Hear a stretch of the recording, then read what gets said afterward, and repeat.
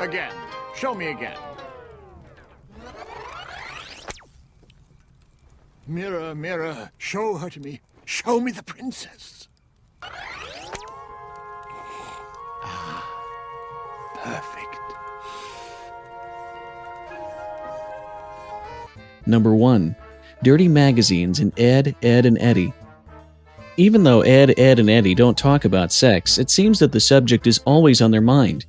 In one scene, the three boys decide to take refuge under Eddie's bed, claiming that the other kids will forget about them in no time. Underneath Eddie's bed is a collection of items, including magazines. One magazine is called Chicks, and another one is called Jiggy Jiggy. As if the naughty titles were not enough, Eddie keeps a box of tissues close by. And to make matters worse, the scene also shows a lot of used tissues lying around.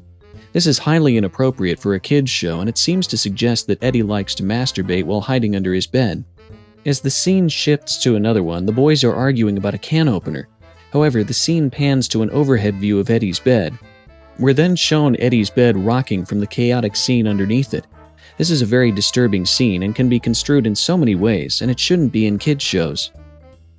SpongeBob SquarePants is a funny show of nautical puns, annoyingly high-pitched laughter, and rape jokes. In the episode Gary Takes a Bath, SpongeBob and his pet snail Gary are imagining themselves as pirates looking for treasure. SpongeBob finds some bars of soap and pretends that they're gold doubloons. As he hands them over to Gary, he says, "Don't drop them," and gives a cautionary wink. To kids, this just seems like an innocent warning about losing imaginary gold. But this is, in fact, a reference to prison rape.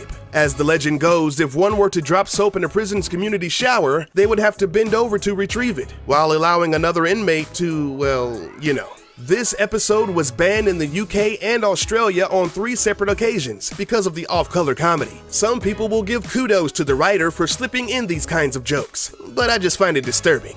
Disney's Frozen was an instant smash hit. It had kids across the world singing Let It Go, and had parents clamoring to the toy stores looking for that latest Elsa doll. But there's a part in that movie that has adults snickering to themselves as the kids looked on in confusion. When Anna's talking to Kristoff about the man she married on a whim, he's rightfully skeptical about her knowledge of her newfound fiancé. So he rattles off a bunch of questions to quiz her. After asking about his eyes and last name, he then slyly inquires about his foot size. Anna quickly replies, "Foot size doesn't matter," and looks off to the side, scoffing at the idea. Asking about a man's foot size alludes to the size of a man's penis. When Anna replies size doesn't matter, the young princess is either extremely naive or she's implying that it's not the size of the boat, it's the motion in the ocean.